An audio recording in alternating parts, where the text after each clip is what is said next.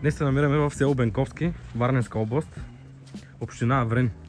В една невероятно отремонтирана къща, която сега първо ще ви покажа отвън.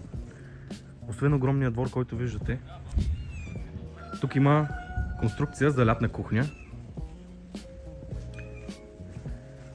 Само ще надникна и в гаража, който се влиза с външен достъп. В момента се ползва за склад, тъй като все още тече ремонтирането и реновирането на имота.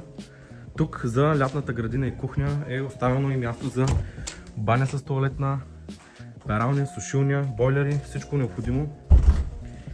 Сега ще ви заведа и да разгледате имота отвътре, където всичко е облечено в гипсокартон и има възможност да бъде завършено и до ключ. Качваме се на втория етаж. Тук е предвидено антре. Холът с кухнята. Тук ще има изводи за кухня. Таваните също ще бъдат затворени с гипсокартон. Банята. Едната спалня. И втората спалня. Общото РЗП на къщата е 250 квадратни метра. Всичко е узаконено с документи и е подходяща за кредитиране. Сега ви показвам и първия етаж на къщата.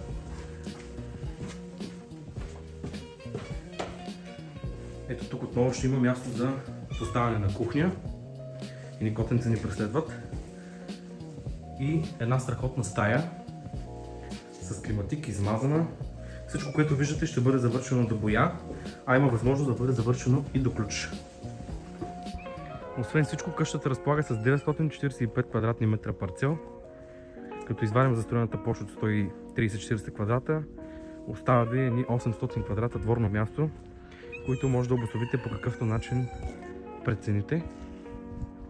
Къщата изглежда уникално, с изцяло нов покрив, напълно направен от нулата. Ето искам да покажа колко е голям и парцела насам. Невероятен имот, който е отнел много време на собствениците да бъде отремонтиран и да бъде представен в този вид на пазара.